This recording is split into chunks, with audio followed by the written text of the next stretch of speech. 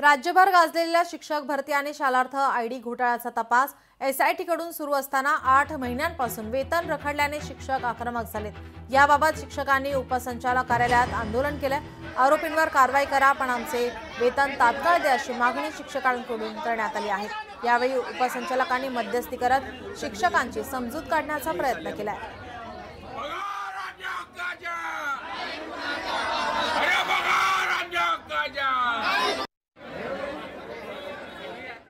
2 आठवड्याच्या आत यांना पगार देण्याची कारवाई करा।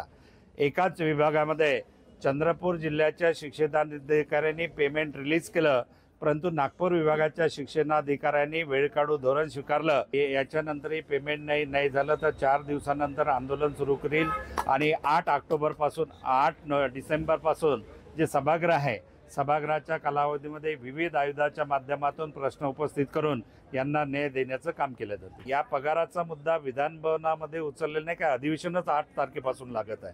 8 तारखेपासून जे अधिवेशन लागत आहे त्या अधिवेशनामध्ये निश्चितच आपण हा प्रश्न उपस्थित करू। आपण सर्व जाणतो की झालेल्या शालार्थ आयडी घोटाळ्याची व्याप्ती लक्षात घेता त्या ठिकाणी राज्यस्तरीय एसआयटीची गठन करण्यात आलं। एसआयटी मार्फत संपूर्ण राज्याची चौकशी त्या ठिकाणी चालू आहे।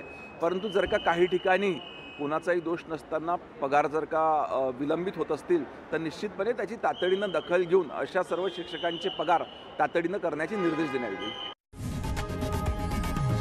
लोकशाही मराठी ऐका, पहा, जागरूक रहा।